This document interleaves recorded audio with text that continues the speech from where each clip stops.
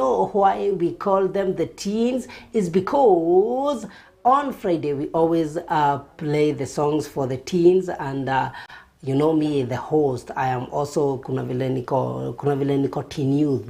Una get. So we sana tunaangalia the Gen Zs. Yeah, we are looking for the Gen Zs, and I have a specialist who has specialized on the Gen Zs.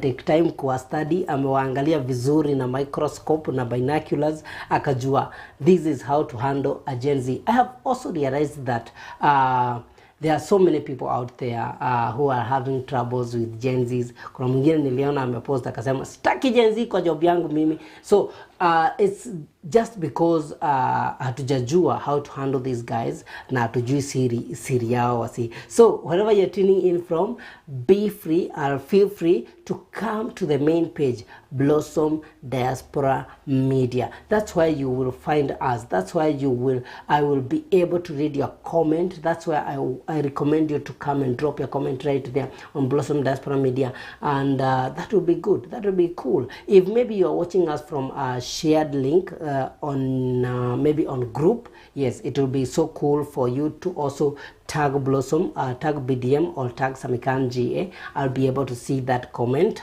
if maybe you're having trouble to come on our Facebook page. We are also live on our YouTube channel. You can find us on the very first link right there. The very first comment yenye unaona haipotei hata kidogo, right there is where you will find our YouTube link right there. Just go and you'll find this episode right there. It's beautiful and it's amazing. So without wasting time, nataka guest wetu ambaye ni guest wa maana sana aweze kutusalimia na aweze kutuambia yeye ni nani, ndio tuweze tukamuona. She is very beautiful and she is very attractive and amazing. Hi Beth. Hi Sam. Hi. Sana. What an introduction. Yes. Wow. Amazing. Amazing. I'm happy to be here. You must say that. Wow. The warm welcome. Just like from the gate. I'm so happy to be here this day. We are so happy to have you. Asante. So, karibu sana. Asante. I would like you now to say hi to the viewers and tell them maybe your name and maybe a little bit of what you do. Yeah. Asante. Hi viewers. My name is Beth Kiumbuku. Beth Wangali is born again Christian. Beth Wangali is a mentor. Beth Wangali is a wife. Beth Wangali is a mother. Beth Wangali is also an author and a minister of the word of God. Wow. I would like to ask you a question. Sasa kwanza tusiingie kwa teens. Niulize kwenye umetoka saa hii, umeona temperature ikoje? Temperature in terms of weather? Yeah, weather. In terms of weather, iko sawa. Not sunny, not very cold, just the moderate. Kuna challenges encounter kwa barabara? The challenges that I've encountered hakuna. Unasikia baridi, maybe pengine ulikuwa umekaa kwa dirisha ama ulikuwa umefungua dirisha pale. Wow. Not really. Not just some of this. Okay, somebody said, Sam, that there is already enough problem in the society. Yeah. So it's like we don't want to create drama of other problems. Yes, already there are enough. So when you get some challenges, at times it's like we are ignoring them. Because we can't. Yeah, they're already enough. I'm thinking they're already enough. Yes. So even when we get traffic, that one is no longer a problem to you. It is. Whether at your balidi, it is like part of our life.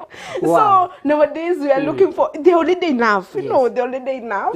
So we are not looking for others. Actually, we are looking for solution on how we can deal with already created problem. But we thank God because God is able. God is more than able.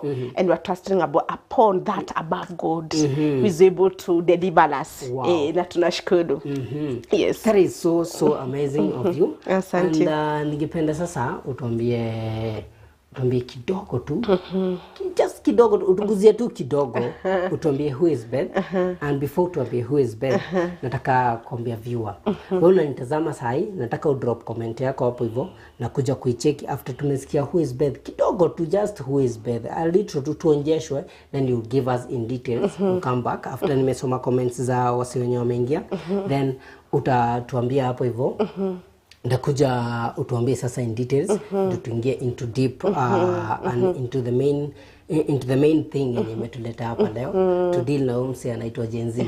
Unajua Gen Z ni mnoma sana. Pia unaweza tuambia by the way hapo hivyo kwa comment section nini umeencounter na Gen Z. Have you umepatana na Gen Z mahali? Kama umepatana na yeye, nini Gen Z maybe amefanya kitu ukasema hawa Gen Z kuna venye nimeshindwa ka problem fulani. Those problems ndizo nataka uniambie hapo hivyo kwa comment section because we have a specialist right here na ataweza kutusaidia.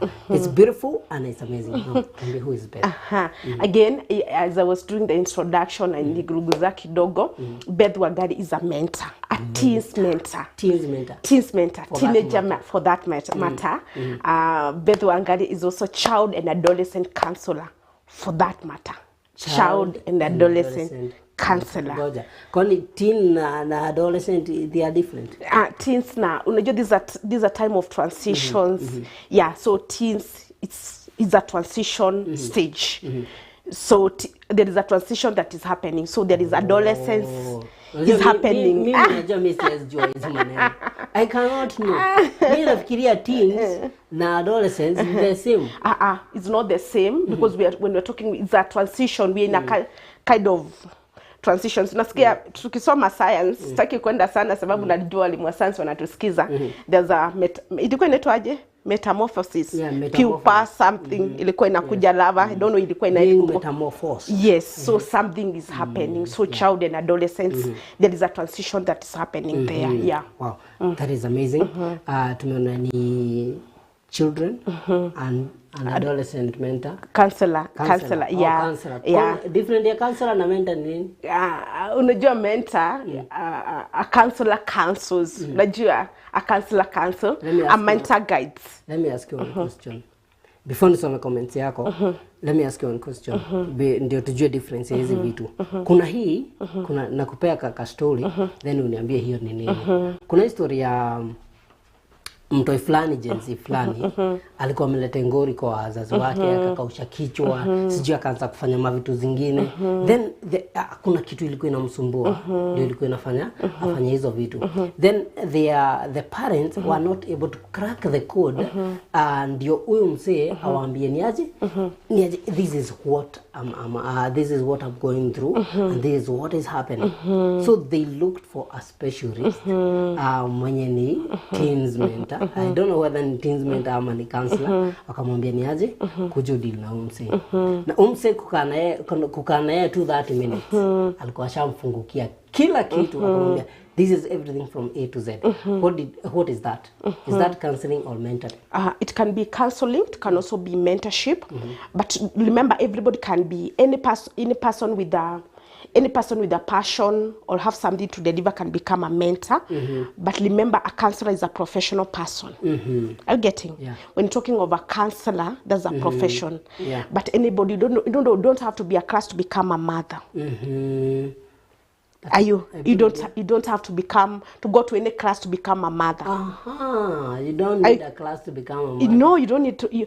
But you have to go to a class to become a doctor. You have to go to a class to become that profession. So when we're putting the aspect of the counseling in it's like mentoring, but in a professional way. But anybody can become a mentor so long as you have a passion for that group. Wow. Yes. So maybe that child worked with the counselor. Maybe that child also worked with a mentor. Yes. Wow. So actually angalie what the viewer is saying in the comment section. Maina Ivan, thank you very much for tuning in. Charity Geshohe, thank you very much for tuning in. Mogo boda boss mzungu wetu Mogo baba. Thank you very much for tuning in. Unasema watching now. Thomas Kimani unasema keep up the good work. Welcome Beth Kiumbuku Teens Mentor. That is Pastor Ben Fetcher. Bro Kevin Dongo unasema Gen Z sidhani wanakuanga na siri. Those people they are kuangi na siri. Wanaga secret. Tutaongea hiyo. Wow. Pastor B nimeona umechapiana na Kevomboro umemwambia good to see you my senior. Thank you very much. Umemkaribisha Kevomboro umekaribishwa sana. I also recognize you sana. Suzy Suzy Karuma anasema ako tuned in. Martin Karari Minor, thank you very much for tuning in. Anasema good one our Beth. Mother Wageshi Mogo Boda Boda boss anasema my mom Beth Kiumbuku, you are so beautiful, and who is this Gen Z? Tuambiwa Gen Z ni nani? Edwin Karima Minor, congratulations my sister Beth, keep up the good, keep up and more grace. Gen Z ni which those, na Gen Alpha ni which? So hizo zote I think utatuambia. That is Pastor Ben. Julia Mureithi unasema congratulations Beth and your host, glad to see you. Yes, the host is Samykan. Yeah. So great discussion. As a Gen Z, we know exactly what we want, and that's where the problem starts with the millennials. Kunakuwa kugumu. Kuna shikana kiodo kushikana. So, I think we should start with the very first question yenye tunafaa kujua who is a teen. Yeah. Thank you, Sam. A teen is, when you talk in terms of years, a teen is that teen, you're hearing teen. Okay, that wait. teen. Well, hapo umetupima. That teen. 14, 15, 16. You're hearing teen at the end, 19. Of course, that's the bracket. When we're talking, that's when you're saying that girl is a teenager, that boy is a teenager. That's the age group, or that's the age gap. So, Beth, unataka kutuambia jina teen ilitolewa kwa hizo mpaka 19. Okay, maybe just a hypothesis. We cannot conclude that itolewa hapo, but that's the age group. That's what people that we're targeting today. That's 13 to 19. Those are the teenager. You know, these are the people. Maybe in a layman language, I can just say these are people that they don't want to become adults. Teen atake kufanywa ati is an adult and also is not a child. So even when you are leaving the house in the morning, anataka also want to benefit from the child benefits. Na pia usimfanye mtu mkubwa. Unajua mtu mkubwa ni wewe ukajitafutie. So nataka kusema teen is like a group that is confused. It's not a child, it's not an adult. Wow, akona feelings zote mbili. Akona feelings zote ziko ako hapo haja. Ni kama gava so tuseme ni kama teen, ni kama transition. Ni kama transition yenye haijakamilika kabisa. Sababu hatutaki kumuita youth even in church. But then even churches are confused. Sababu at times they don't want to call them the youth. Na wataki kuita Sunday school. So unaona wako hapo katikati. Even at home the parents are also confused. This person is not really independent. Na hataki kukua mtoto. That's why unasikia kuna there's a lot of friction. And also on the other hand atake kusikia yeye ni mtu mkubwa. So that's a teenager. That's why there is a lot. Unasikia at times you hear parents say when my girl was in Sunday school hakukuwa na shida, but that time maybe she was a preteen. But now amekuwa a teenager, amebadilika. But I want to tell the parents, your daughter hakubadilika. It's just because there was a transition. You did not understand. Hamukuelewana. Na yeye mwenyewe hajielewa. Amekuwa kichwa ngumu. Amekuwa kichwa ngumu. Amesema amekuwa amebadilika. Unajua there is like another person. Huyo sio mtoto mwenye niliza. It's the same person. It's only that there are transition that is happening in psychology. Tunasema it's role and confusion. There is a lot of confusion that is happening to that child. So anakuwa confused. Hajui hasa hata yeye mwenyewe hajielewi. So if the parents also doesn't understand this transition, wanapigana vichwa sana. But the parents who understand teens at times they cope because they are people full of emotions. Teen will wake up in the morning as she was sleeping at night, everything was okay. You prayed, everything was okay. But when she wakes up in the morning, she's not talking to anyone in the morning. Even the cats. Anapigwa kapusi kanagongwa tu itoka, you know, haongeleshi na hakuli. But after those emotions zime stabilize, anaitisha mpaka chakula ya jana. That's a teenager for you. That is a teenager. Yeah. So if the parents do not understand this moment that alikuwa silent, you could have overreacted, and ye mwenyewe atakuja tu kujirudia mwenyewe. Okay, Beth, I have an interesting question. Vile tu umedefine huyo teen, tumekuja kurealize, mimi nimerealize kakitu. Ya kwamba mse confused na ni mse difficult. Niulize, nini ilikudrive ukasema unataka huyo mse difficult? Si at least ungechagua mse tuseme pre-teen au anajijua ni watoto, after teen sasa youth, unajua sasa mimi ni mse wa youth au wase wanajua ni hivi na hivi. Mbona ukaamua kuchukua hii age bracket yenye ni confused? Let me tell you something, Sam. Thank you. Any person who is an icon in this nation, Kenya, it's just because this person was well molded at teenage years, made some decision in teenage. Remember, there are also a lot of lists. Some of them, thousands, millions of them, named them that are encountering them. Yes. A lot of challenges they are encountering. So during the time of 13 to 19, they have gone. A lot of issues is happening in their lives. They are developing, even their bodies, their body is also developing. Changes are also happening in their bodies. So they are encountering a lot of challenges. Some of them, they are not able to face their parents and even ask about them. A lot is happening to them because tumesema they are about to become mature and also they are in a transition. You are pale wametoka watoto. So through that, I came to understand a teenager, if tungemweka in terms of, I don't know, mean rules. It's terms of mentors. These people are like goats. They are diamonds. This person can become only when molded pale. Any person, as I started, any person that you see is an icon to our nation, Kenya today. That person was any pastor. Even that apostle was seated here before nikalie hapa. If you can, tunaweza uliza kidogo. That person started when that person was a teenager. Even in the Bible, we hear of the people like Joseph, they were teenagers. We hear of the people like Shadrach, Meshach, those people that we hear in the Bible.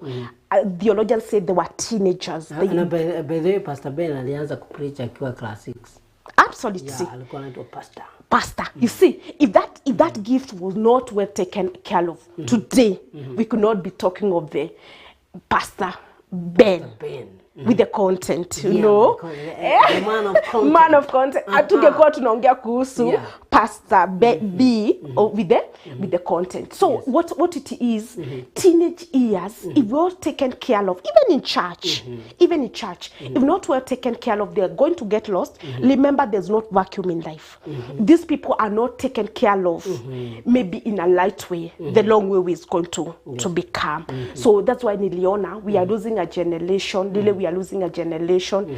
We are tunasema ni watu wa hasira. Nobody wants to take care of them. Everybody wants a sober person. Everyone want a person who is making like decision. That, like, the person who knows where the person is going. Nikasema, whatever I work with these people, they make mistakes, we collect. They make mistakes, we collect. At the end of the day, they are going to start by their own through that kind of mentorship. And these people are the people to give the baton. Najua, you not be seated in that seat forever, Sam. Somebody else. You must start mentoring. Somebody else will be doing these shows.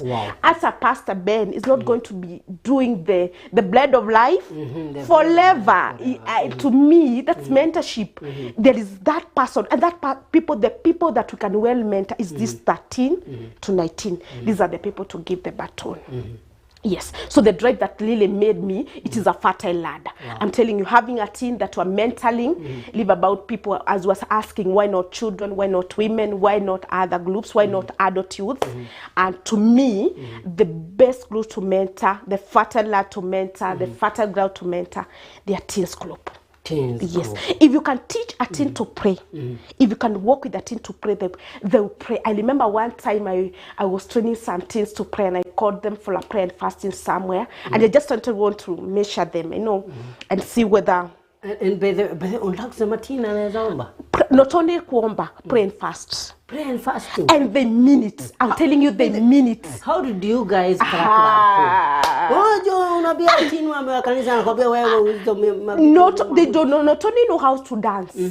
I'm telling you, these people, it's the way it's just because they are, if you are confused. Even when I was coming here, I didn't know which way to follow until you told me just start there, somebody's going to pick you. The direction was given, but meanwhile I was confused.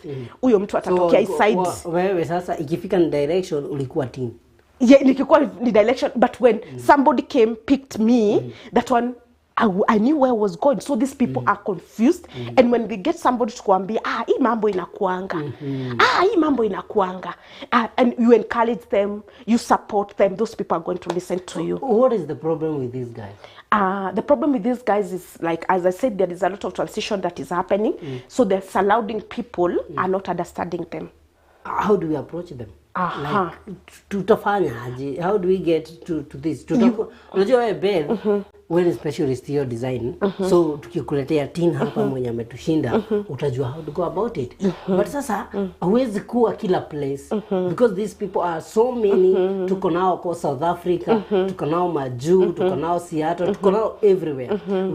We need to know how do we start? How do we deal with these people? Tunaanza wapi? Thank you, Sam.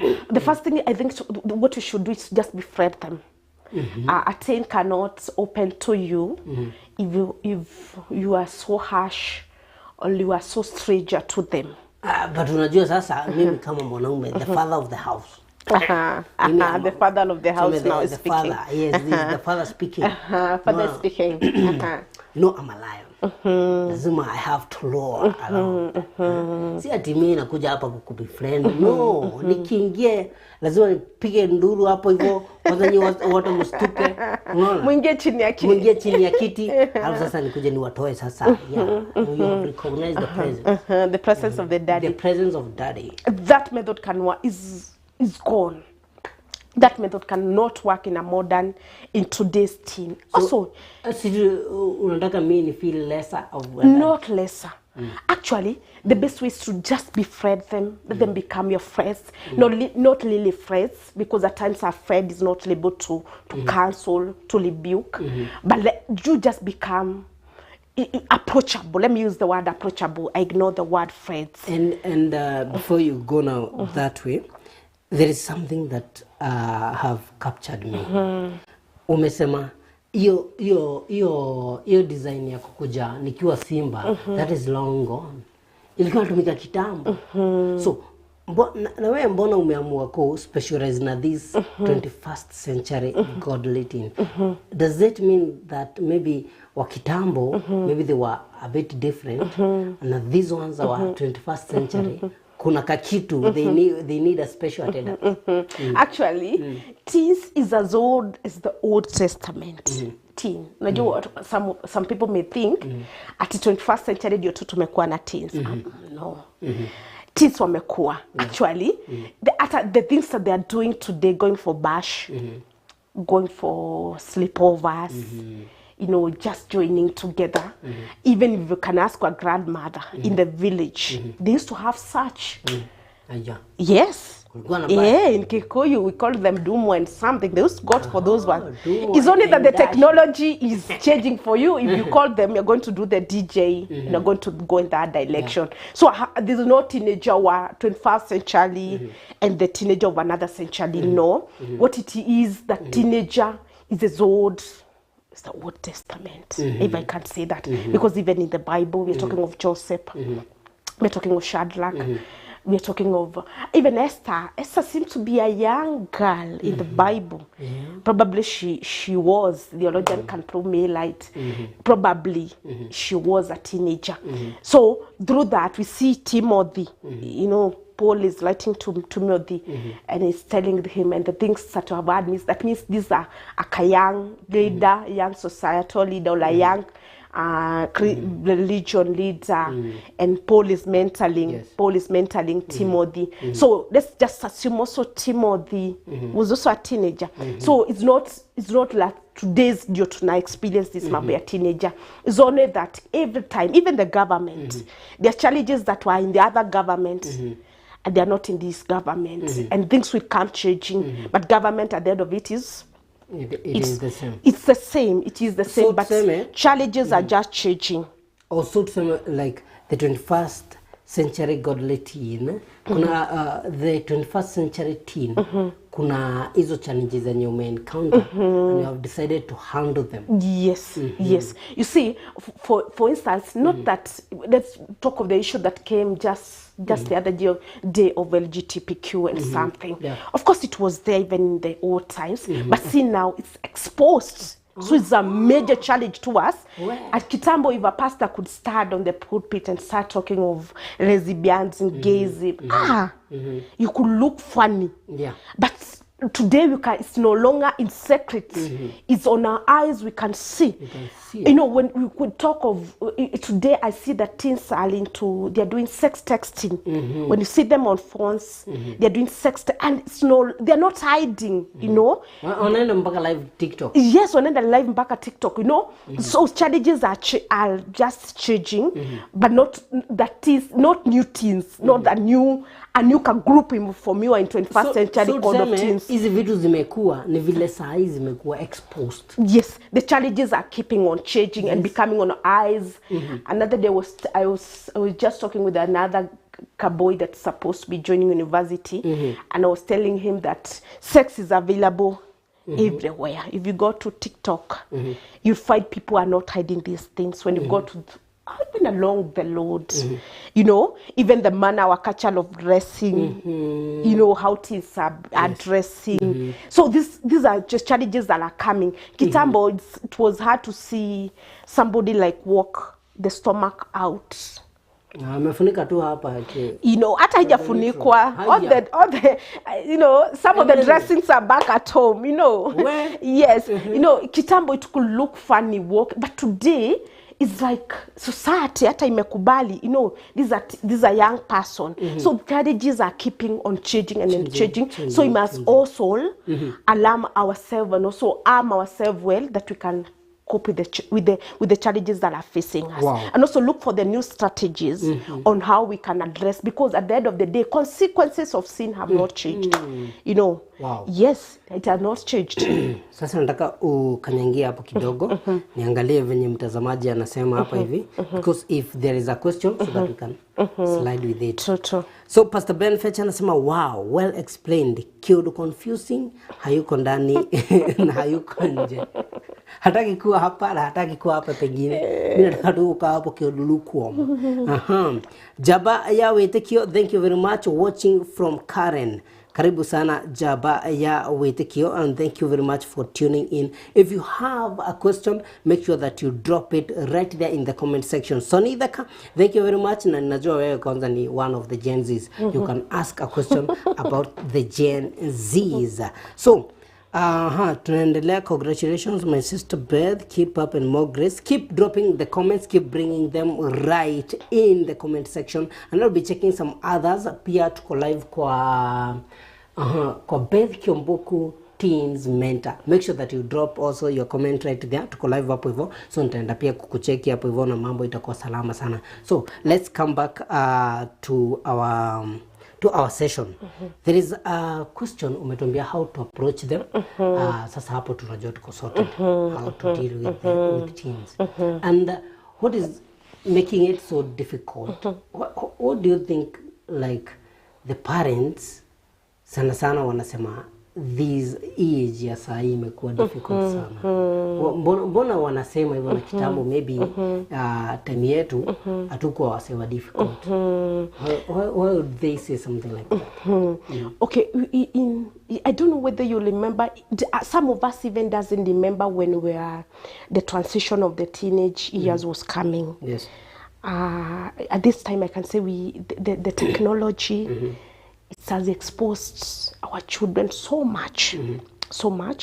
They know much more than the parents know, more than we know, more than some knows. Our parents saw the technology in the knowledge in technology, but I'm not here to cast the technology. Technology is good, but negatively it has also been misused. I can also say that. So through that exposure, through that knowing much, curiosity, they also want to know more, they also want to experiment more, not only they also want to experience what they have seen, you know. Through that's where all this mixed up. Unajua kitambo, some of this hakukukuwa na mambo. Sahi, they know of other ways. Drugs not. I think could be taking drug here, and nobody can know. Unajua nimerealize hawa si wako mpaka na coded language. Yes. Even they speak something and well to hang to our wana communicate, you know, through those technology and other exposure and something, that one is becoming that's becoming a challenge to the parents, and also the society and the guardians that are taking care of them, because some of them could not be, they're not so advanced in this technology, and if they are, they cannot go beyond them, because these people, I don't know where they are researching it, but they are getting all the time, are finding them ahead of us. So that one could be the main challenge, and also not being, at times a problem come. I remember when COVID came, at first, because we had not known on the strategy, maybe the issue of the mask was not introduced, the vaccine and everything, the quarantine part of it, the distance and social distance. For the first time, it became a big deal. Yes. Because already we are not prepared to the problem that was about to come to us. But later things changed when people started adapting, you know, being enlightened and knowing what was happening. Wow. So some of these parents are not enlightened to, they are not prepared. Yes. They are not prepared to handle their teens. So also that's once becomes a problem. They don't know, kama mtoto akikuja na hiyo, how do I handle this? They use the old way method of shouting, ya huya kusema enda kwa chini yake. They have not acquired the, you know, the right way to solve this problem. Updated way. Yeah, the updated. So we can say that like the parents hawako updated na teens. Teens wamesha update, lakini the parents bado wako pale. Yes. And you see, at our time when you could just do a mistake to a parent, ujipata umeweko juu ya, or you used to call them itala. You know, you could, now today, wacha tini wako wakukosea alafu mwambie, it will look funny. Yeah, it will look funny. I remember when the visitors used to come at our place, and of course there was a communication that you should be living out of this place. Yes. Adult are speaking. I could see my mom just close an eye like this. Just close an eye like this. Jicho tu. Unajikata. But today, tell her, just do this to a teenager. One mom macho ni baya. Mama unafunga macho. Unafunga macho kwa nini? Sasa hiyo kuna wageni. Sasa hizo kuna wageni. So hizo ndizo some of them embarrassment zenye hatutaki. Yes, you know, but you see it used to work it used to work. Yes. And I'm very sure the people that can bear me witness that their parents could close just an eye like this, and everybody could walk out. Kwanza Pastor Ben. Yes, I am very sure. But today, just try to use that method today. It was a good way of disciplining that time. Yeah. But if you use it today, atakuuliza, "Mom, kwani uko na shida na macho?" Yes, sababu they are not understanding this language. So my prayer is that we're also going to learn new. I mean, the modern way of parenting is such essential. And maybe have you recognized maybe in your research, maybe some of the tricks that we as parents are supposed to use towards the teens? As I said that we should just, at first it's to befriend them, and don't become really afraid to your. Unajua rafiki yako tu mara mingi atakufichilia. But let me use the word, just mentor them. A mentor will be closer, will rebuke, will collect, will congratulate at times. You're doing a great work, you're doing a good, keep up. You feel you can still, let's just be closer to them, and also become approachable parent. In this sense, a child will go to school, and maybe this person is sodomized or something, but because a father is approachable, the boy just called the daddy and say, "Daddy, I'm not comfortable in school." Why? Because this and this is happening to me. Okay, I'm getting. But unajua, that one is very, very important. Na pia kuna kitu nimeget. When kama unatuambia tusichape watoto. Unajua venye tunapenda viboko. Kiboko. Unajua wazazi ni unajua usikiangi kama uoni kama amesikia. Uoni kama amesikia. Lazima utuange kiboko kidogo acha nikuweke mbili. Ndio at least unajua sasa akilia kidogo unajua you not it. So do you see that maybe kiboko inaweza kuwa old fashion kidogo? A kiboko is not an old, of course the Bible talks of also kiboko. Yeah. Tunajua Bible inakuanga update. Inasema iko update inasema usiweke kiboko bali na mtoto. You know, but there's a time that comes a teenager kama hujapata nafasi ya kuchapa 0 to 12. Umechelewa. So kama hukuchapa akiwa mdogo. Kama hukuchapa akikuwa mdogo. There's a time that come we converse. Sasa tunaongea. You call a child mwambie. Unajua times how you call somebody for a coffee kuja tusemezane. At times you call for a meeting with that child. Mwambie I wanted we come we speak over this issue. Sasa it's a conversation. I'm saying it's an adult kidogo na sio mtoto. Kama hukuchapa akikuwa mtoto, then ulichelewa. There's a somewhere that kulikuwa na shida mahali. Don't try to use that one. That one might not work in this scenario.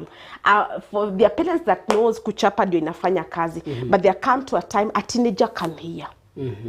A teenager can hear. Very important. Anaweza sikia. Akona masikio na naelewa.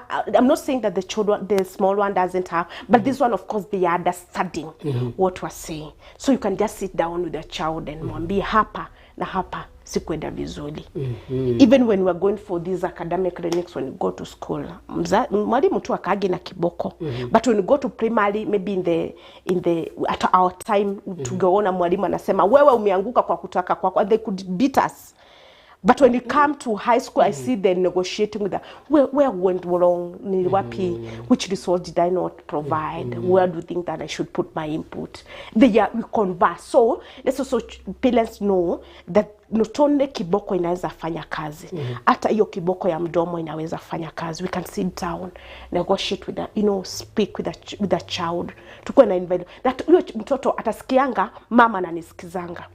Hata akipata challenge, atajua the very first person to tell. My accountability partner is my parent, is my guardian. Unataka kusema umse haizi fika place aseme unajua dada hatawezi fanya kitu, ataniongelesha tu, ataniita tukae na yeye tuongee tu na nimwambie dada nitachange, alafu nikirudia haizi atanichapa, nitafanya tu. Unataka kusema si watafanya hivyo. Unajua we are worried maybe they might do that. Watatuzoea waone sasa ntrama tunia mama.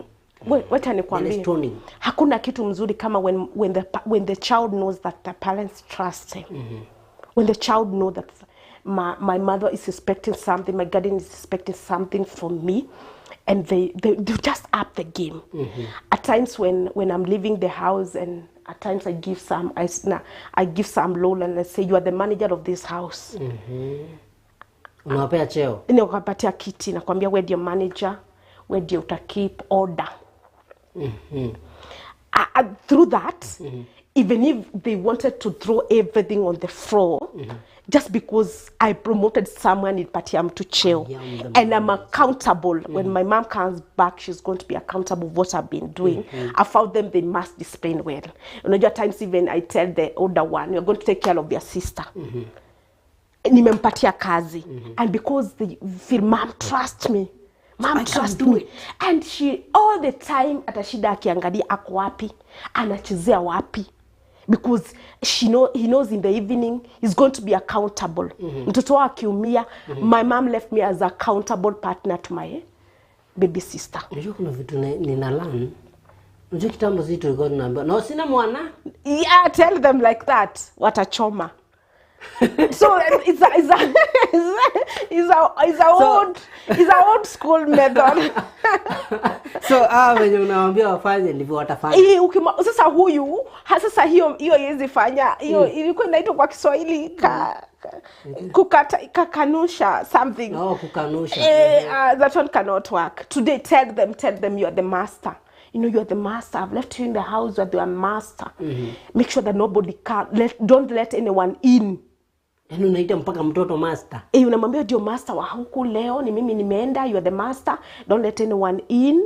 isipokuwa ni so and so, don't make sure that things are easy. And because you have trusted, I want to just bring out the aspect of trusting.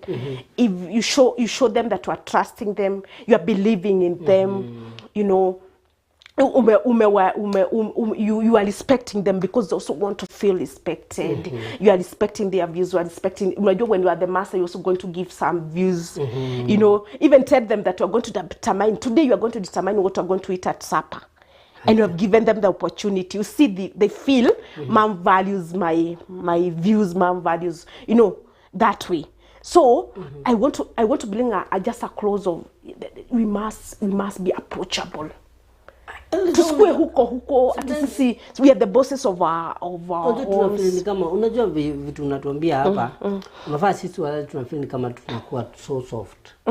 Tunakuwa so soft, unajua ufai kuwa soft kwa mtoto. Yes, you're not supposed to become soft to the child, but let's be approachable. Be approachable. That is not being soft. That's not being soft. It's being approachable. Sababu ukikuwa approachable utamwambia hapana. So being unapproachable, that means utapoteza huyu mtoto. Sorry? Utampoteza. If you are not going to be approachable, utapoteza. Sababu what this child is going to do, life haina vacuum. Yes. If hatapata hiyo counsel, hatapata hiyo collection from you, hatapata hiyo rubric from you, hatapata hiyo congrats from you, ataipata there outside. For instance, if like a girl, if she doesn't get that love from the father, there's no vacuum. There will be another, utakuwa na hapa Sam na hapo nje. Atamuonyesha hiyo upendo. So let's be approachable because these children really want us closer. Na wanatutaka sana.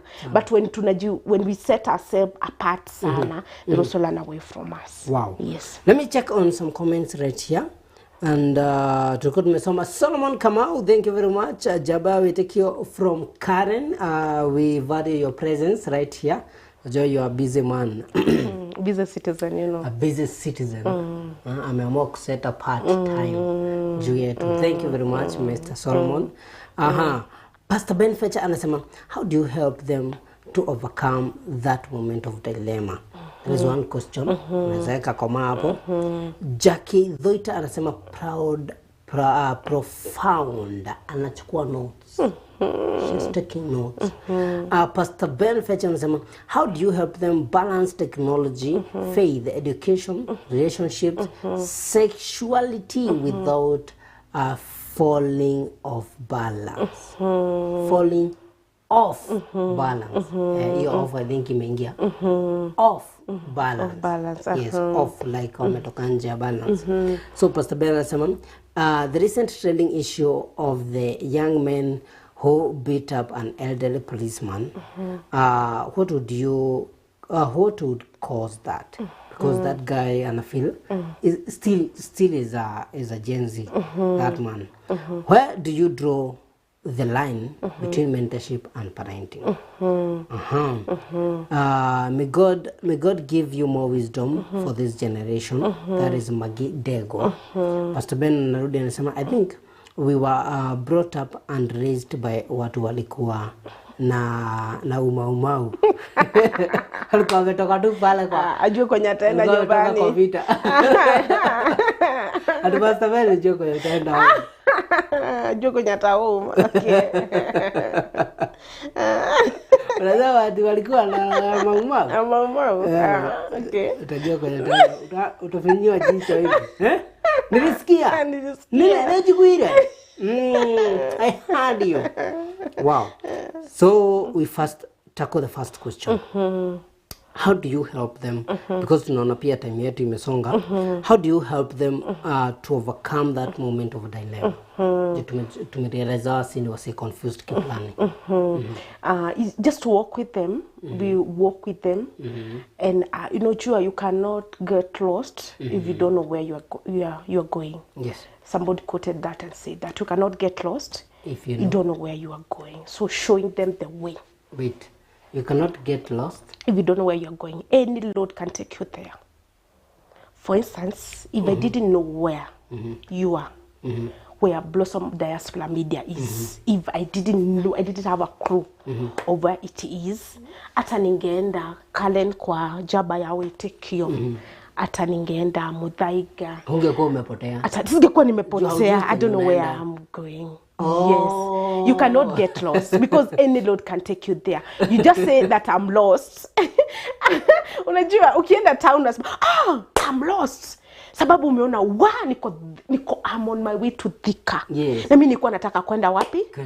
Kwenda town. Ya CBD ya Nairobi. Because I knew where I was going. Hata gari ndio unasema, we koda umeni confuse. Because you really know where you are going. Wow. So these people are in dilemma. Some of them, they don't know where they are going. Just showing them the way. If you show them the way, tell them this is the way, they are going to recognize they are lost and they are going to turn around. You know, that the way we receive salvation, we had gone in this way, but like the soul who later became Paul. So alipiga 360. Alipiga 360 and turned aloud. So let's help them to turn aloud like Saul to become Paul. So that dilemma is just but showing them the light way. Wow. He's showing them the light way. Because some of them, they really doesn't know what they are. They are talented. Remember, these people are talented, are gifted. These people have a lot of wealth in them. But despite of that wealth in them, they don't know how it should come out. Unasikianga kama kuna kasari ndani yako lakini hujui vile itatoka. So let's tuwasaidie how to bring the wealth and the gift, the talent, the bigger in them, because there are big people in them. There are people who are becoming. Wow. Actually, I call them, they're in the process of becoming. Wow. We make them that become. Wow. Yes, in them. Yes. There is also another question of balance. How do you help them balance technology? Juu umesema technology ikitumika fiti, umesema technology ni nzuri. So tukuje, how do you help them balance between technology, wasiache technology, waendelee tu nayo. Then wakiendelea na technology, bado wako na faith, wako in good faith. Wakiendelea tu na faith still, wako na story ya education, pia imeshika. Na story ya education pia ikiwa imeshika, kuna relationships. Wanarelate vizuri na wasi. Juu huwezi kuwa technology uko sawa, faith, education, alafu wewe huwezi kaa na watu. Unaget? Then sexuality without falling off balance. Yes. Thank you. There's somebody that was talking of something that's clicking in God about technology now. Clicking in God and for God. Clicking in God and for God. Yeah, whatever you click it in God. That's technology. Because everything is click. Yes. Click. Click. Click. Click. Click. Click. So young people, if we really want to have the balance of technology, it's only when we click in God and for God. Wow. In other words, you ask yourself, if God was here, and really He is, you know, He is, because He's everywhere. Yes. If God was here, can I be doing what I'm doing? That is, if I'm clicking in God and for God, I cannot go to pornography site. Because my clicking is for God. In God and for God. In God and for God. Yes. So if I'm clicking in God and for God, I cannot sex text. Are you getting that? Because sex texting includes clicking. Yes, it's clicking. You know, that's all about technology. Yes. That I'll control myself. You know, you watch for a purpose. Hata kufungulia TV hata ukiwaacha. Even we're not controlling them. You see a person who's well mentored. Utaona that person just want to listen to something that with content. You know, you may think that all of them want to go in the long way. But some of them that are mentored well, you see, the content that they're feeding themselves, they are researching on something, they're following a very good movie on something, you know, they're doing a very good series on something. And even when the parents come, they cannot switch it off. Wow. Because they're doing it in God, and for God. And for God. Wow. About sexuality part of it, because that one has also become, of course, that is, I call this biggest cancer in teens. Because as I said, it has a lot of curiosity. Sexuality has a lot of curiosity in them. Iko pia na kiodo feeling. Iko na feelings, and of course everybody feel, I think they feel that's the climax of what they have not hawajaweza kujua. I think that's a degree in part of it. That's a graduation. Ukifika hapo uko sawa. Sasa hapo unajua hii ni what? Also unajua hiyo. Sasa they don't want to feel as if as other people are talking of sexual experience and something. They don't want to feel left out. And of course, if you ask them, they'd say, but everybody is doing it. But I like asking them, everybody is doing it, but are you everyone? Are you that everybody? Are you everybody?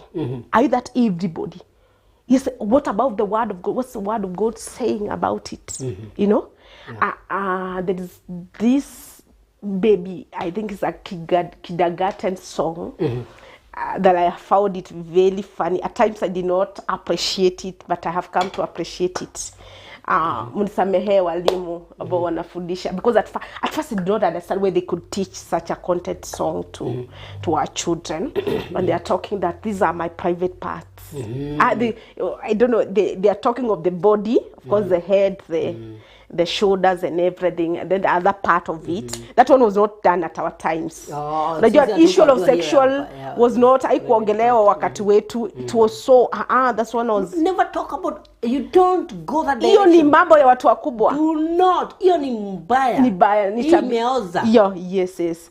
Sasa these children wanafundishwa, these are my private parts. Nobody should touch them. Nobody should something. Nobody should see them. Nobody should see them, and nobody should touch them. And I think that is it, because everything was created by God. I think young people should know that. Assatis should know that. Every part of the body was created by God. Head, mouth, every part of it. Even our sexual organ were created by God, and God created them with a purpose. And that's why God goes ahead and even define and tell us on how we should free from immorality and all sorts of all those, you know, because it was for a purpose. So whatever you are doing, it's like, if, of course, the Bible talks of if you when sexual before marriage is a sin, and that doesn't mean because we're in the 21st century that God can neglect of saying it and say, but this generation is like, no, the consequence of it will still fall us. Actually, we are making God a liar. Yes, we are corrupting the idea and the mind of God. Yes, because the mind and the idea of God was that sex was supposed to be done by married people. But when teens and other young people involved in it, we are making God a liar. We are also making him. We are corrupting the idea. You know. It's like people who makes the Kenyan money. Nasikia kuna pesa inatengenezwa mahali sitaki kutaja.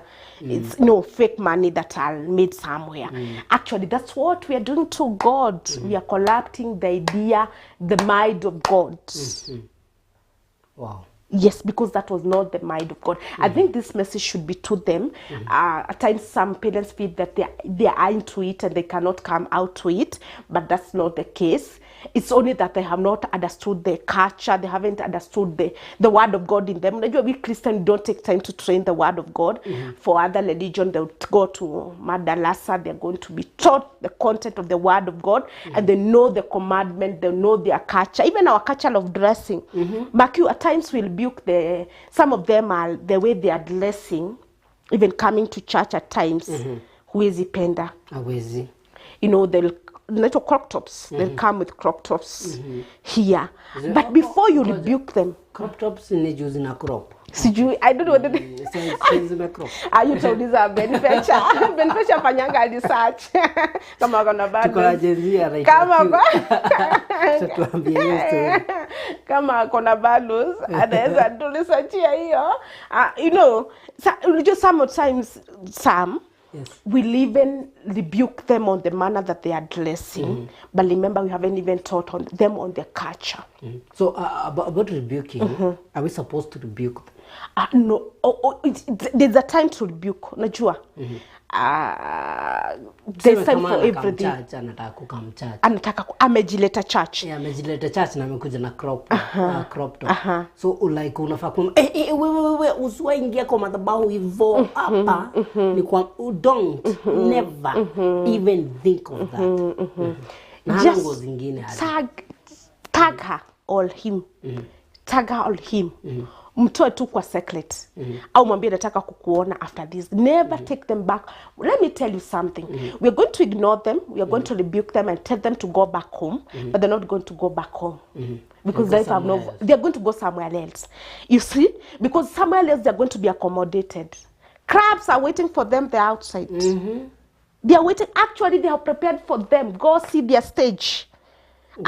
From Koubali, funny enough, I haven't entered to any of them. But along the way, I can see that there are lights, attracting lights that are enticing them. So kule kuna content Kule kuko sawa kuna content yao. Kama amejileta kanisa, vile tu amejileta, let's first accept them the way they are, and then we are going to train them. This is our culture. I love a church here and at stage. A Catholic church, and they have written some of the dresses that you cannot come with them in church. I think I don't know, St. Peter's Clavers or something. They have done a display of the kind of the.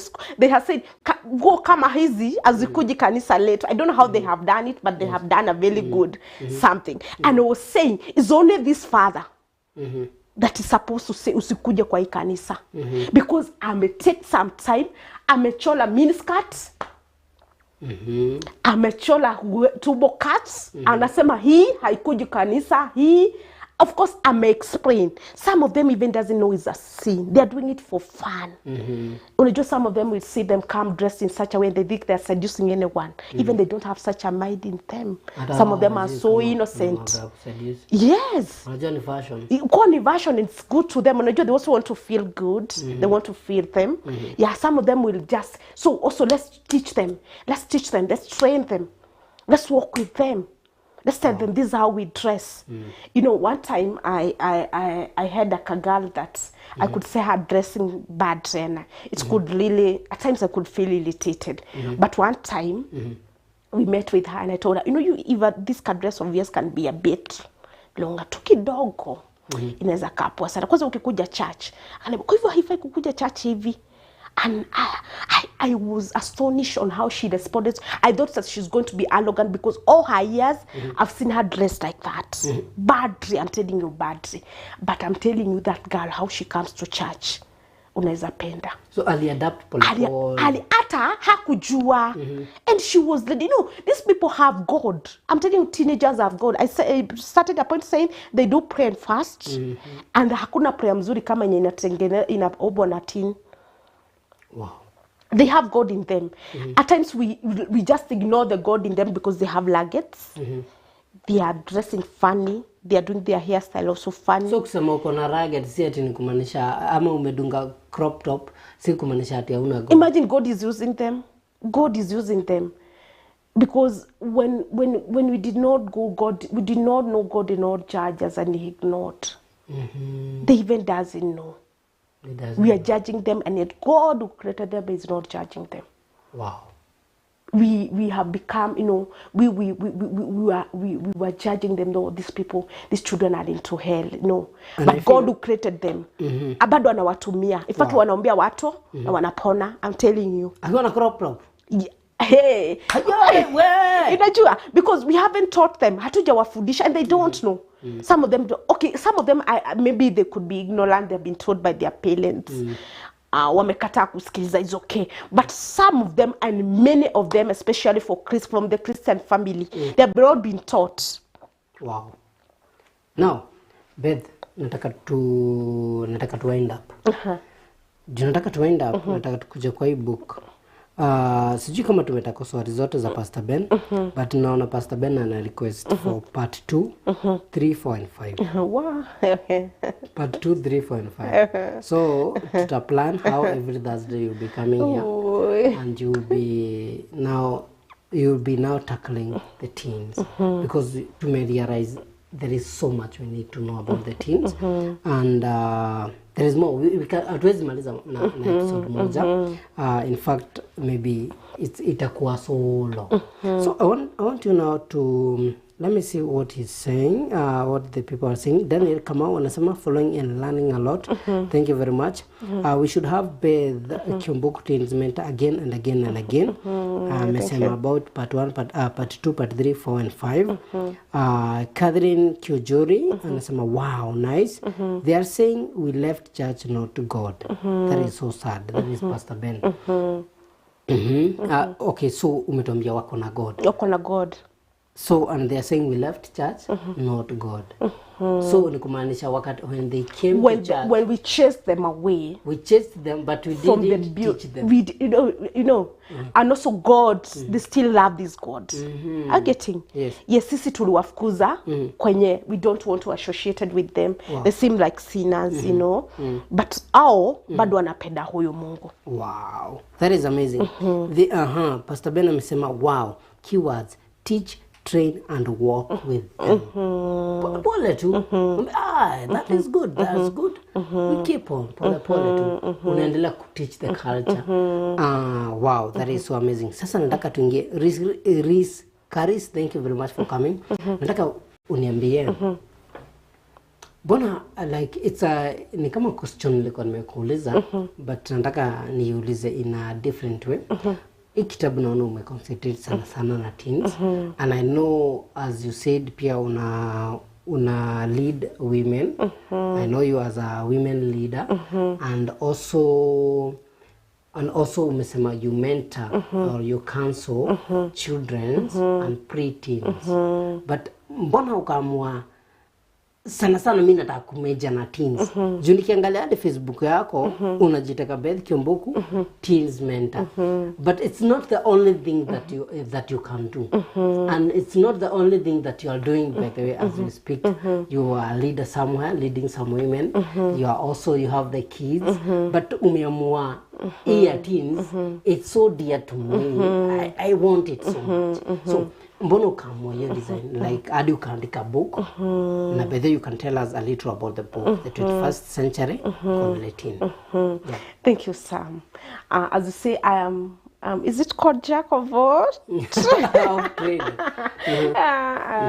But above everything, Lily, my passion is to teens. My passion is to teens. I remember just maybe last holiday, I went somewhere and a pastor wanted me to speak of the youth adult youth.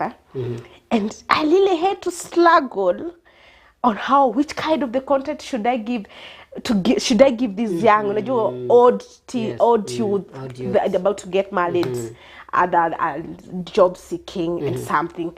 But I can tell you for sure, I've never trained on the content for teens. I've never trained. Yes, I feel, actually when I see a studied teen, I feel like, excuse me, I feel this is a passion. It's too much to me. Like your meal is also unakula. Even at home, you can eat any meal. Yes. But there's a meal that you feel this is the best for me. What do I say? This is the best meal. When it comes to ministry, teens is the best meal for you. Is the best. Why? If today, for instance, if you can give an example, and I think I quoted something as we were starting the show. If today I maybe probably a teen with 13 years want to pursue what like law, a law course, want to become a lawyer.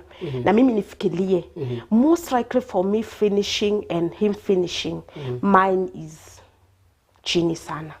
But him, he will become, or she will become. What do I say? Is a fertile ground. Unasikia kulima, to me, I feel if there is a stage of life that is so fertile, it's teens. So what do? You have a fertile ground and a land that is not fertile. Where can you go to plant? Fertile ground. A fertile ground. So I feel that we should all put our energy on this fertile ground. But si tunaona wasi wengi wanapotelea teens. What wanapotelea teens? Mendas wengi wataki mambo ya teens. But why the wanapotelelea hapa teens? Actually, even the Satan himself is targeting them. Goja, burudi hapo kwa Satan. Unajua hiyo jina ni kama haijaingia vizuri. Sema vizuri. Satan, even Shetani mwenyewe, is targeting this group. Is a fertile ground for everyone. Is they can learn, we can have teens for Christ, we can have teens for Satan. We? Lakini wewe sasa uko teens for Christ? I'm still teens for Christ. That we can still, this is a fertile ground. Kila mtu anataka. Unajua hata wakati wa siasa, kuna tunasemanga zinatoka Dalakanidhi. There are some votes tunasemanga hizo ndizo zitaamua, because we have mentality that there are many. Yes. I'm telling you, there are a lot of votes in terms of that one is teens. Teens, like ukimenta teen. If you've mentored a teen, you have mentored a generation today and tomorrow. We'll be sure that when we need leaders in the society, tutakuwa na wao. Actually, I think each and every person should, every person who is listening to me now, anafaa kujiuliza, who am I going to mentor that will take after me? Wow. Because to change solely, to change a woman, to change an adult woman, their culture, where they can, it's difficult. It's difficult. So unataka kusema teens wako ready? Wako ready, wakipata mtu wa kuwashika mkono, they are ready to do the soul. So are they, turn around 360. Can we say that they are at the receiving end? So wow, like they are ready to receive. Well, let it. Yes. Sasa unfortunately, whatever they are receiving is negative. Inajua, the negative is too much. Go to social media, see the content that is there. Yes. Actually, go to social media to see today and count me the number of the people that are talking of the positive of the teens. They are few, but the people that have put this content in them, the evil content, the sexual content in it. Somebody was telling me, the number of the sites in pornography, there are too many. Who are they targeting? Teens. Do wako kwa experimental. They want to know their curious, and there are many. Somebody was doing research, and there are many. So, actually, everybody in Kenya can go to every person in Kenya can go to each pornography sites, because there are many. I'm telling you. So unataka kusema everybody in Kenya anaweza chukua phone yake aingie kwa pornography. Wewe watch yako, mimi ni watch yangu, mwingine watch yake. Kenya yote, every Kenyan. Na hakuna mtu atasema we ata watch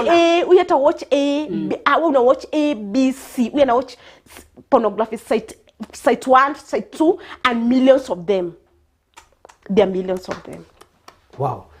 Who are the audience? The audience, who are they targeting for sure? So na hapa ndio tunaona the control of technology inafaa kuangaliwa sana. Juu sasa hatuwezi sema ati teens ataguza simu. Hiyo ni design ya kitambo. Sema usiguze simu hadi ukue 21. At least sai tunaona wanaguza simu hadi akiwa 10 years. Msee anaingia kwa phone hadi akiwa mtoto mdogo, kuna vitu wanakufunza. So I think this is where we need you more, and we also need something also, because you cannot be available killer place. We also need, do you have maybe something of where we can get you, or somewhere we can get something? Thanks so much, Sam. One of the things that when I started having the passion and the burden for the young people, one thing that God helped me is to have this book. That book. This book. The book is called The 21st Century Godly Teenager. It talks of raising a generation that fears God against all odds. And I hope my producer unaweza tuwekea kwa screen hii kitabu ndio viewers waweze kuicheki vizuri. Because I tend to think I cannot go to every church, I cannot go to every home and go talk of whatever I'm speaking now. Yes.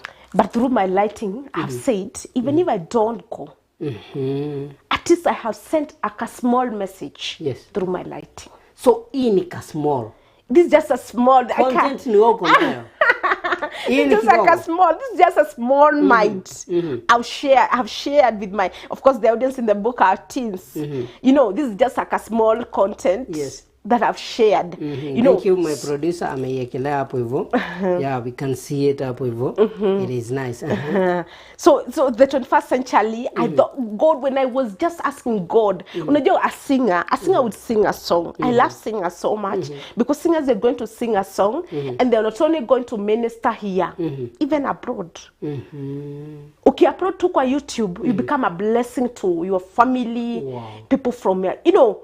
That's why I call them, I call them ministers, and not only ministers, I call them great ministers. Because a pastor can preach a sermon on Sunday, and it was for the audience who had come for the members who attended the service, not all members.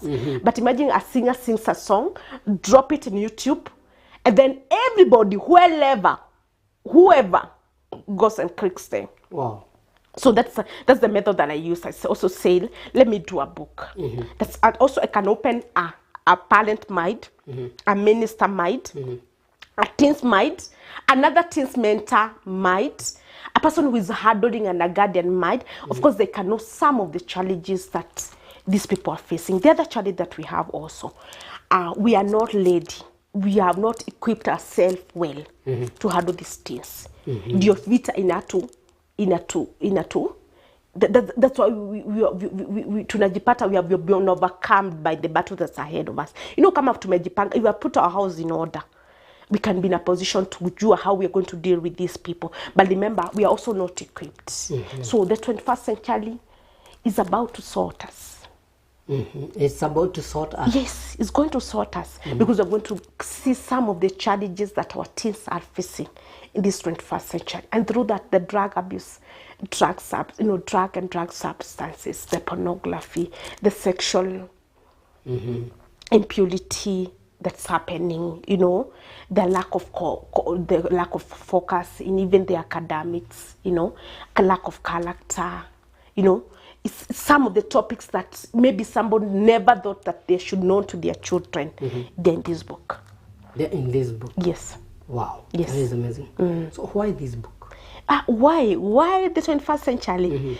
Why the 21st century is going to answer some of the unasked questions the still in heart of the teenager, and is going to answer them.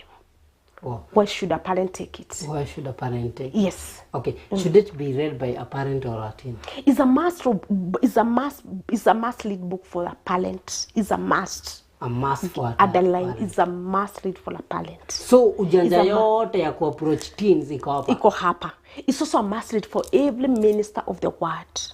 Remember, our nation is 30% youthful. 30% youthful. Is it? That's your 40. 40. It must be higher than that. It's higher. Actually, it's higher than that. It must be 60. Maybe 60. Yes, 60% youthful. So it's 60%. Then we are left with what? With 40. 40%. So we must invest so much on the youth. On the youth. So what if unajua Gen Z, Gen Zs Gen Zs tunapata kwa teens na pia kuna Gen Zs wamekuwa youth. So is it going to na Gen Zs wanatusumbua sana by the way. Isipokuwa mimi. Unajua mimi ni wewe Gen Z. Yeah, mimi ni Gen Z mnoma sana. Kubwa. Mimi sisumbui. So kuna hawa Gen Zs wanatusumbua. So hii kitabu itatusaidia pia kuhandle Gen Z. Itatusaidia sana. It's also for them. Actually the audience in the book are them. Unajua sasa ukikuja hapa content hata ukienda kuhubiri unajua tunaambiango first know your audience. Usilete sermon ya wazee na tuko na tuko na the young people in the congregation. So the audience in the book are teens, but also it's a must read for a parent, it's a must read for the minister of the word, it's a must read for every person who is ordering young people like you, so that we can also familiarize ourselves with some of the challenges. Wow. So let me how do I get this book? This book you can just get it through my number, of course, in my Facebook account, in my YouTube Beth Wangari Teens Talk. You can just so Beth Wangari Teens Talk on YouTube. In YouTube. Beth Kiumbuku Teens Mentor on Facebook, and we also have Beth Wangari, and we also have Beth Wangari Teens Mentor on Instagram also. Yes. Yeah, are you on TikTok? Unajua Gen Z wako TikTok. Gen Z wako TikTok, yes. So we need you there. Yeah, you need me there. Yeah. Also, what about mtu mwenye ako international? How do you solve that? Maybe someone, you know, Blossom is very widely watched. Na tulikona wasi wengi sana wako majuu. And these problems, ziko tu hapa Kenya, ziko pia majuu. And then maybe someone might need to get the book. Somebody can WhatsApp through my number, 0728-885-265. Can also do me an email, bethwangaligithenya@gmail.com. bethwangaligithenya@gmail.com. Yes. So you'll give us your number, and you appear to Jue, what is maybe the gift to get the book? Asking now the price. Again, my number is 0728-885-265. You're going to talk to me directly, Beth Wangali. This book just goes for 500 shillings. Actually, I say, I don't sell the book. You just help me. You just help me to pay the publisher. We appreciate the gift. Yeah, you're appreciating the gift. Actually, the cost of the book is just like, is the publisher. You help me publish more. Wow. Yes. Yes. So just with a gift of 500, you get the book. Wow. Absolutely. So wasi wako maju umesema pia wako sorted? Wako sorted? Wako sorted? Yes. They just need to get in touch with you. Just get in touch with me. Yes. You get the book. Yes. That is amazing. So can we be having you every Thursday or utatuambia hiyo baadaye? Hiyo ni Benfecha anachochea. Hiyo tutakutana nyuma ya hema, but I must say that it's such a privilege, it's such an honor, even for such a concert, lakini tutaongea nyuma ya hema. Nyuma ya hema. But tunajua huwezi kata. Siwezi kata. Of course, this is my passion, I told you. This is my passion, this is my ideal of calling. This is like being called to do what I love doing and what probably I know to do. Yes. Wow. Pastor B pia alikuwa anauliza kama you have it in PDF. And I think that one ni ya sasa wase international. Yes. Na hiyo ndio sasa umetuambia. Yeah, they just get in touch with me. Just get in touch with you. So it can be available. Simon Joroge unasema wow, nice topic. And wow, that has been so amazing. And it's glorious. We have come to the end. We've come to the end of the show. And thank you everyone that has tuned in.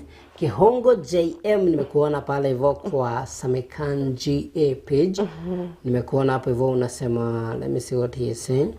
Ameanza kusema doing good Bwana Sam, thank you very much Kihongo JM. Beth, it's nice seeing you again. Thank you. Amesema we are in a different generation altogether. What was then might never work now. That was amazing statement that you made right there. And it's glorious. Kihongo JM has just highlighted it. Thank you very much, Chiksta Wandesh.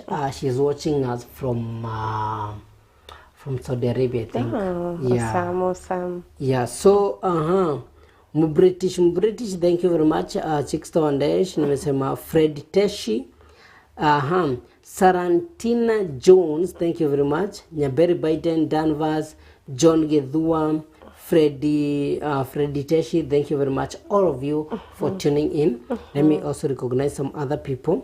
And my producer Nezaniambia kama we have some comments pala kwa YouTube, we can also rush them. So actually recognize everyone that has also liked some of them. Ndio nisiwaache hivyo waseme Samykan au tutambui. So I just want to recognize you. Mentioning the name, mentioning the name. Simon Joroge, Sonidhaka, I see Esther Jogona, Riz Munyao, Emmanuel Mutunga, Mother Wangeshi, Rich Lantini, Guyogo, Magidegwa, Charles Kemaro, Danson Maura, Riz Kariz, Thomas Kimani, Jackie Doita, Edwin Kerema, Karaja Dorcas, Julia Moreidi, Priscilla Gitonga, and many more. Just to mention a few. You maybe need to pick up someone. I just want to pick up my husband, Jack Ma. na alikusalimia Na sana. nimeona Jack Ma hapo. Ako hapo? Ako hapo Jack Ma. Alikusalimia sana. The whole of Shalom family. Oh, alinisalimia? Alikusalimia na pia mimi namsalimia. Yes, Ili nipate kwa kurudi jioni. Yes. Na mimi hujanisalimia. Samkan mimi unisalimia kwa TV. Samkan nakusalimia sana, Ben Fecha nakusalimia sana. The whole of Shalom family, all my friends, Julia Moledi, she was watching from far, lakini alikuwa ameniambia nikikuja nimsalimie. Thanks so much all my friends, all my family, all my family. Mungu awabariki sana. Asante. Karaja W Dorcas nasema doing good job with the teens. Big up Beth. That is amazing. Yeah, so I also like to big up pia mimi kuna msali nimenta mahari anaitwa Kevomboro, natambua sana. Thank you very much also for coming. So that is amazing. Socials umetuambia Facebook na YouTube. Umetuambia YouTube ni Beth Wangali TeenStalk. Beth Wangali TeenStalk. Beth Wangali Kiumbuku TeenStalk or Beth Wangali, ukiingia TeenStalk utanipata pale. I think you are so much teens wamekuingia sana. Ameniingia sana. Yeah, yes. Kila mahali ni teens. Actually my handles is teens. Everywhere. So mtu hata akiandika jina teens anaweza enda hivi apatane. Aone Kiumbuku sama. If you see something that is flying. That has been amazing. Thank you very much for coming. Thanks so much, Sam, for having me here. I must say that I'm forever grateful. May the good God bless you. And everybody who is watching us, I think it's a high time that we think of who will you pass over the baton. In other words, when you die, how tutakukumbuka aje? How are we going to remember you? Yes, are we going to mourn desperately? But we just say we have just made another person in you. That is what Apostle Paul was saying. And the things that you have heard me say, and trust for other liable men that can also teach others. So even you, kuna mentor, teach others. Viewers, teach others. Yes, teach others. That's mentor others. Na huachi hivyo kuna book. Na kuna book. Yes, get a book, a copy the 21st century, raising a generation that fears God against all odds. Again, I'm forever grateful. And management of Blossom Diaspora Media, thanks so much. And I feel you could have given your number. Umepeana? 0728-885-265 is my number. 0728-885-265 Beth Wangali. Ukipiga hiyo itaingia. Alafu utaniambia unataka tusemezane. Na usipige usiku. Na usipige. Hiyo ni ya Sam. Hiyo ni ya Sam. Upige ukikuwa na credit. Yes. That is so amazing. Hii mkono imekuwa moto sasa. It has become hot. Asante. It's amazing. Asante. Thank you very much, Ben. Until next time, you are blessed. Sisi tumekaa hivi kama tumesalimiana. Thank you. Asante.